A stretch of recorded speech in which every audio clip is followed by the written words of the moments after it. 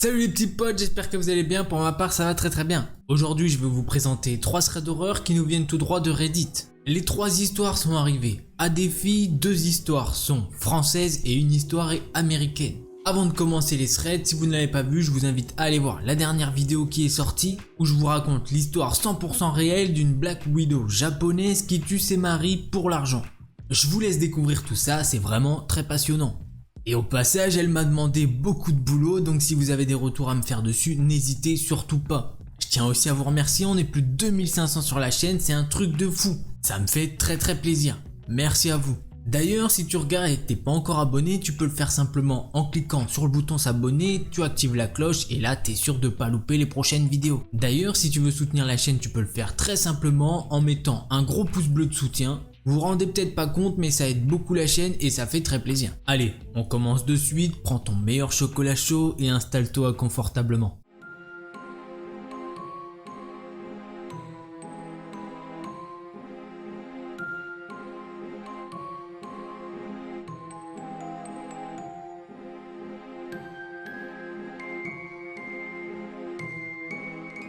Cette histoire est française et l'histoire que je vais vous raconter, c'est l'histoire de Loreva. Elle nous dit que ça s'est passé un soir et c'était il y a 3 ans. À ce moment-là, elle a 20 ans et ça se passe un soir d'hiver. Loreva, elle décide d'aller à la salle de sport le soir un peu avant la fermeture, comme ça la salle est quasiment vide et c'est beaucoup plus pratique. Comme ça, tu as accès à toutes les machines de la salle de sport. La salle où elle va habituellement ferme à 22h, du coup elle décide d'y aller pour 21h, comme ça elle fait une petite séance de sport d'1 heure et elle repart tranquillement. Elle nous explique que sa salle de sport se trouve dans un coin très excentré de sa ville, que ça se trouve dans le fond d'un parking dans une zone un peu industrielle, donc c'est désert à cette heure-ci et il n'y a aucune habitation aux alentours. Dehors il fait noir et il fait très froid. Ce soir-là, Loreva, elle décide de vraiment étaler sa séance jusqu'à la fin. Elle veut faire sa séance de sport jusqu'à 22h vu qu'elle est toute seule dans la salle de sport. Bon, il y a quand même une femme du personnel qui est avec elle dans la salle de sport. Loreva nous dit que cette femme travaille ici et quand elle va dans sa salle de sport, c'est souvent cette femme qui tient la salle de sport. Petite précision, c'est une salle de sport qui est tenue par un grand groupe et qui possède plein de salles de sport en France. C'est pas la petite salle du quartier quoi. D'habitude, elle doit arrêter sa séance de sport à 21h45 vu que la personne qui s'occupe de la salle doit ranger un peu l'endroit et nettoyer vite fait. Mais comme c'est la seule cliente, elle peut continuer sa séance jusqu'à 22h pile. Et vous allez comprendre pourquoi le 22h pile a son importance. Juste 2-3 minutes avant de finir sa séance de sport à 22h du coup, un homme débarque dans la salle de sport. Il se dirige vers l'accueil et parle à la dame qui gère la salle. L'instinct de Loreva lui dit direct que le gars n'a rien à faire là. De 1, il est 22h mec, si tu veux faire ton sport, faut repasser demain. De 2, il est pas en tenue de sport, donc c'est vachement bizarre quand tu vas dans une salle de sport. Bon, il pourrait très bien avoir sa tenue dans son sac de sport, mais non, il a pas de sac de sport. Et de 3, le gars, aux yeux de Loreva, il est louche, c'est comme ça.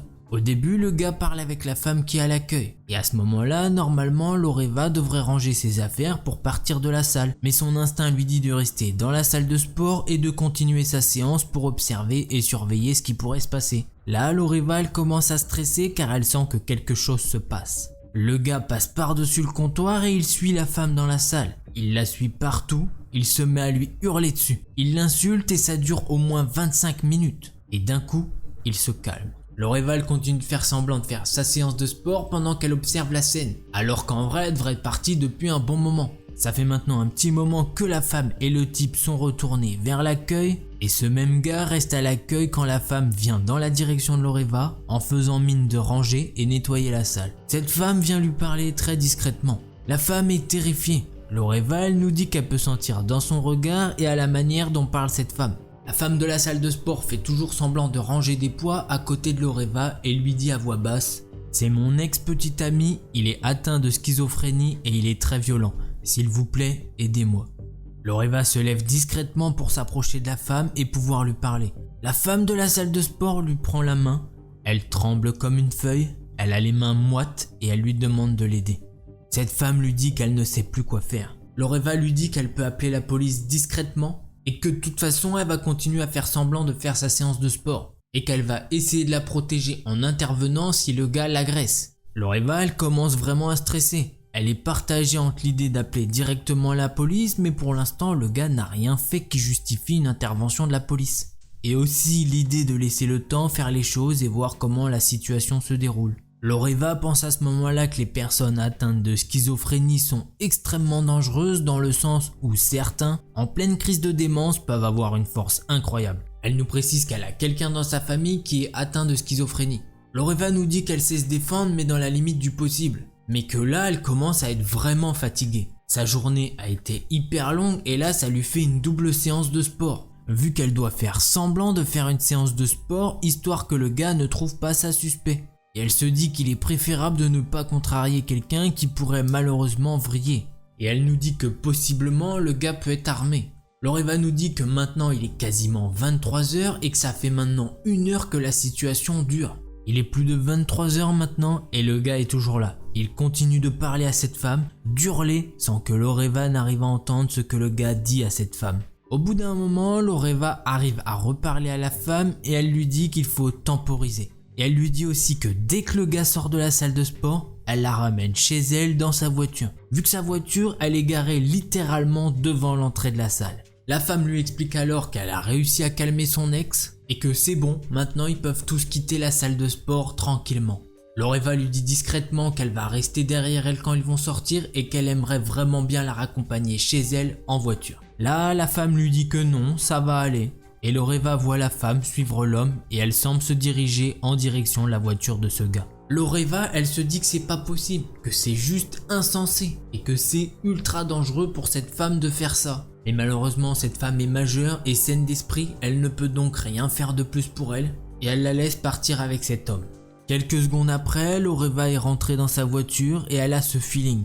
Elle sent que cette femme est en danger. Elle est sous le choc et dans l'incompréhension. Pourquoi cette femme ne veut pas d'aide? Elle réfléchit un petit moment et elle se dit qu'elle aurait dû suivre la voiture de ce gars pour continuer à suivre la femme et intervenir si une catastrophe arrivait. Elle appelle donc sa mère pour lui raconter toute l'histoire. Elle lui raconte qu'un homme mal intentionné essayait de s'en prendre à son ex-petite amie et qu'elle ne savait pas quoi faire pour l'aider. Sa mère lui répond alors qu'elle avait fait ce qu'elle a pu et que maintenant que cette femme n'était plus là, elle ne pouvait plus rien faire d'autre. La discussion dure une vingtaine de minutes et Loreva décide de rentrer chez elle. Mais sur la route, elle croise au moins 3 voitures de police, gyrophares allumés et sirènes à fond, qui roulent à toute vitesse vers les seules habitations qui se trouvent sur le chemin de la salle de sport. Loreva, elle se dit instantanément que c'est pour cette femme. Elle se dit qu'il l'a agressée, voire pire. Elle ne sait pas quoi faire et quoi qu'il arrive, elle ne peut plus rien y faire. Après tout, c'est peut-être une coïncidence. Elle habite une grande ville. 3 voitures de police à cette heure-ci, c'est pas si choquant non plus. Mais malheureusement, ce sera pas la seule coïncidence. Loreva continue d'aller à cette salle de sport pendant des jours, des semaines et des mois. Mais cette femme n'est jamais revenue travailler dans la salle de sport. Pendant ce temps-là, Loreva a essayé de la retrouver. Elle a cherché sur la page Facebook de la salle pour retrouver cette femme. Elle a cherché dans le journal local pour voir s'il n'y avait pas eu un meurtre. Elle est allée dans toutes les salles de sport de la ville qui appartiennent à ce même groupe pour voir si elle n'avait pas simplement juste changé de salle pour sa sécurité. Elle a essayé de s'y rendre à tous les horaires possibles, matin, midi, après-midi et soir. Mais elle ne reverra jamais cette femme. Voilà, cette histoire, elle est maintenant terminée. J'aime vraiment bien cette histoire, Loreva, elle sait qu'il va se passer quelque chose de mal, mais malheureusement, elle peut pas faire grand chose de plus. Appeler la police, c'est pas possible, la police va dire quoi? Le gars il est là, oui, certes, mais il a rien fait de mal. C'est vrai qu'elle aurait pu suivre la voiture de gars, mais bon, elle y a pas pensé plus tôt, c'est dommage, mais on sait pas ce qui est arrivé à cette femme, on espère qu'elle est en vie, en bonne santé. Malheureusement, on sait vraiment pas ce qui est arrivé à cette femme. Et on passe de suite à la seconde histoire.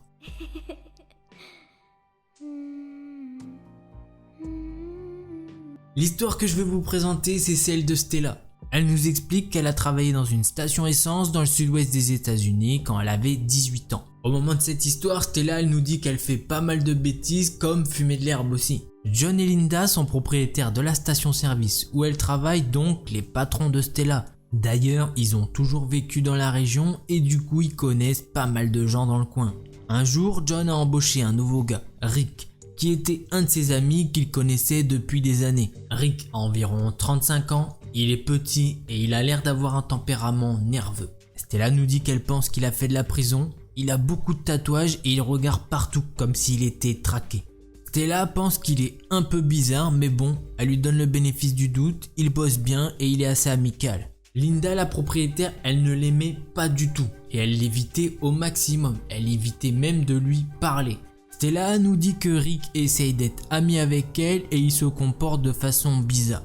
Il se comporte comme un adolescent alors qu'elle nous rappelle qu'il a la trentaine. Il essayait d'en apprendre plus sur Stella et il lui a même confié qu'il était drogué.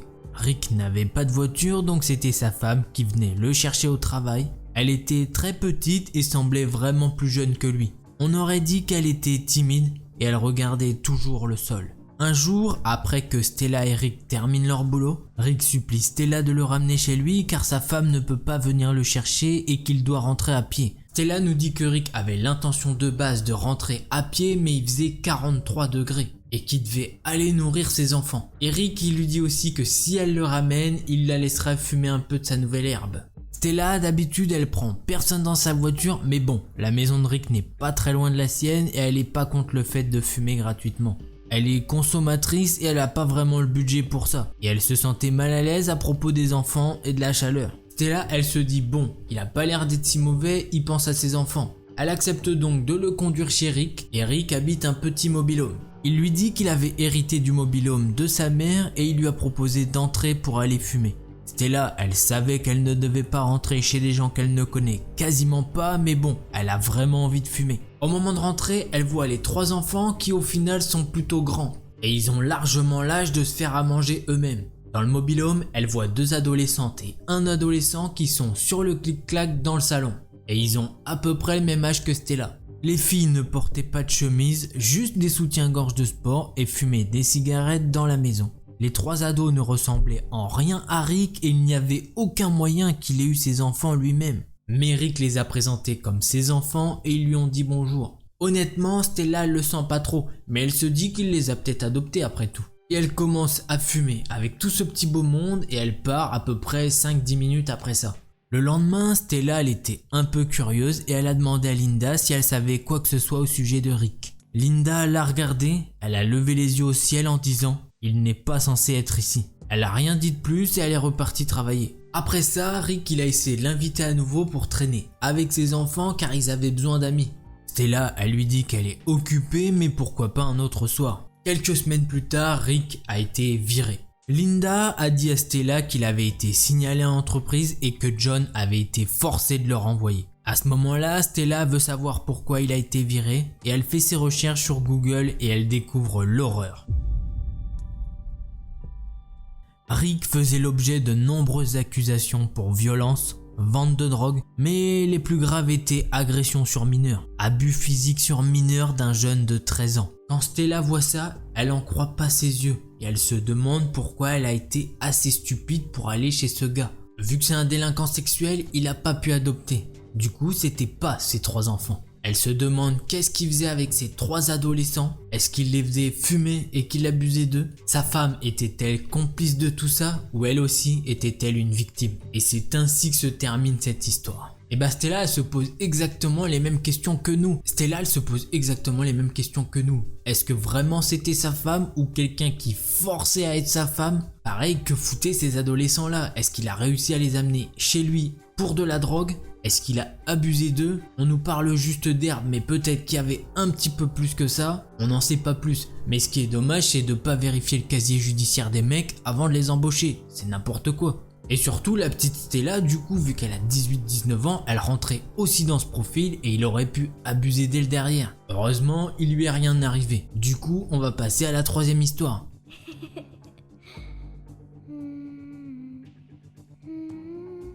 Petite précision avant de commencer, l'histoire est française. L'histoire que je vais vous raconter, c'est celle de Manon. Au moment des faits, elle a 14 ans, maintenant elle en a 19. Elle nous dit qu'elle a été terrifiée par cette histoire et que maintenant, même 5 ans après, elle en fait toujours des cauchemars. Manon vit donc chez ses parents et elle a une petite sœur. Ils vivent tous dans un petit village en campagne, mais genre un très petit village. 85 habitants. Elle nous précise qu'elle vit dans une impasse et que sa maison se trouve près d'une grande forêt. L'histoire se passe un jeudi et ses parents sont sortis pour la soirée. Ils devaient aller chez des amis et revenir vers minuit, 1h du matin. Manon et sa sœur, elles se sentent un peu seules, du coup elles décident d'inviter une amie vu qu'elle nous dit qu'à l'époque elles avaient vraiment pas envie de rester à deux dans la maison et surtout le soir. Et qu'en vrai c'est plutôt cool de faire une soirée entre copines. Ce soir-là, les filles ont fini de manger tranquillement et elles sont allées se poser sur le canapé pour regarder un film. Il était environ 22h, il faisait nuit dehors et en plus de ça c'était en hiver. Du coup il faisait bien froid dehors. Faut savoir que Manon elle a un chien vraiment très protecteur et il est assez costaud. Les soirs où ses parents sortent, elle a l'habitude de prendre un couteau et un téléphone sur elle. Elle nous raconte que la soirée se passe plutôt bien et qu'à un moment donné du film, elle entend un gros boom qui provient de la fenêtre de sa chambre, comme si quelqu'un l'avait forcé. Son amie et sa sœur la regardent et lui demandent « C'est quoi ce bruit ?» Manon elle leur répond apeurée qu'elle sait pas du tout. Son amie lui dit qu'il faut aller vérifier, mais Manon elle est terrorisée et elle lui dit que non, elle veut pas aller voir. Au même moment, les filles entendent des bruits de pas dans sa chambre et qui se dirigent vers les escaliers. Mais Manon elle sait que personne n'est censé être en haut, vu qu'elles sont toutes les trois sur le canapé et que le chien est dans la véranda. Son ami lui dit alors « Faut qu'on se cache sous la véranda pendant que tu lâches ton chien dans la maison et que tu appelles la police et tes parents parce que j'ai pas envie de crever moi. » Manon, elle est prise de peur et elle commence à faire une crise de panique, ce qui du coup freine un petit peu le plan. Une fois remises de leurs émotions, les filles ouvrent la porte qui les mène à la véranda et elles prient pour que le chien n'aboie pas de joie en les voyant. Par chance, il fait aucun bruit mais le chien sent qu'il se passe un truc un peu louche dans la maison. Le chien rentre dans la maison et discrètement, Manon referme la porte de la véranda et la verrouille de l'extérieur. Les filles vont alors se cacher derrière une réserve avec pas mal de petits cartons et l'amie de Manon va essayer de calmer sa petite sœur qui commence à pleurer. Manon, elle appelle la police et elle leur dit en chuchotant qu'elle est sûre qu'il y a un intrus chez elle et qu'il a de mauvaises intentions et qu'à ce moment il n'y avait aucun adulte dans la maison pour les surveiller. Et elle leur dit de se dépêcher parce qu'elle sait pas de quoi est capable cet intrus. La personne au téléphone lui dit que la police devrait arriver d'ici une petite dizaine de minutes et qu'elles doivent se cacher jusqu'à l'arrivée de la police. Après avoir raccroché avec la police, Manon appelle ses parents et raconte la même histoire. Elle explique à ses parents qu'elle a déjà appelé la police et qu'ils sont en route, mais qu'ils devraient quand même se dépêcher d'arriver. Après ça, les filles se cachent dans le noir et dans le silence pendant 5 minutes, jusqu'au moment où elles entendent un cri de douleur qui les fait sursauter. Manon arrive à distinguer une voix masculine et elle comprend vite que son chien a mordu l'intrus. Au même moment, elles entendent des sirènes provenant des voitures de police. Manon entend l'intrus se débattre et lutter avec son chien. La police entre de force dans la maison et tombe nez à nez avec l'intrus. De l'endroit où sont cachées les filles, Manon arrive à distinguer le dos de cet homme et la police. Elle décrit l'inconnu comme quelqu'un de vraiment grand et maigre. Il est mal habillé avec de vieux vêtements sales. Il porte des chaussures pleines de boue. La police menotte l'individu et les filles sortent de leur cachette. Et elles décident de rentrer dans la maison se sentant en sécurité vu que la police est là. L'homme semblait fatigué, il avait de grosses cernes, une barbe mal rasée et il avait l'air sous alcool. Manon a alors vu quelque chose qui l'a horrifiée. Elle a vu un officier de police ramasser un couteau par terre. Couteau qui bien sûr ne provenait pas de sa cuisine.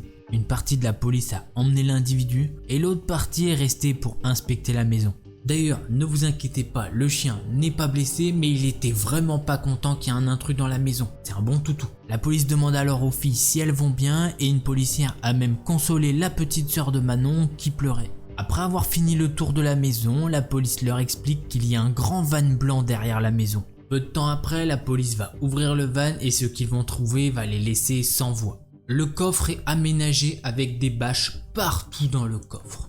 Ils ont trouvé de gros rouleaux de scotch, une hache, des cordes et une barre de fer. Ils ont aussi découvert par la suite ce qui semblait être du sang séché. Les parents de Manon sont arrivés à ce moment-là, ils sont sortis de leur voiture à toute vitesse, leur mère les a prises dans les bras et elle a demandé à son amie si elle allait bien. Son père, quant à lui, est allé discuter avec la police. La police lui a donc appris qu'il était passé par la fenêtre et qu'il avait cassé la poignée de la fenêtre. 2 semaines après cet événement, ils ont reçu des nouvelles de la police concernant cet homme. La police leur a dit qu'il avait déjà été arrêté auparavant, abus sur mineur et meurtre. Peu de temps après, la famille a fini par déménager. Et c'est comme ça que se termine cette 3e histoire. Voilà, cette histoire est maintenant terminée. Comment un mec qui a été accusé pour des crimes atroces est encore dans la nature, j'arrive pas à comprendre ça. Heureusement les filles ont eu un petit feeling et sont allées dans la véranda et qu'elles avaient un gros chien à disposition. Le chien a fait son boulot et ça les a peut-être sauvées. Et on peut l'applaudir pour ça. D'ailleurs si vous êtes toujours là on peut écrire bon toutou dans les commentaires. Allez maintenant c'est vraiment fini. Si t'es pas encore abonné je t'invite à le faire en activant aussi la petite cloche, comme ça t'es sûr de pas louper les prochaines vidéos. Si t'as kiffé la vidéo je t'invite à mettre un gros pouce bleu de soutien, ça fait toujours plaisir. En attendant la prochaine vidéo, portez-vous bien, tchuss les petits potes. I just want to play a game with you. Hey, don't you run away. Please stay. Stay with me. If you don't come play with me, then we will kill you.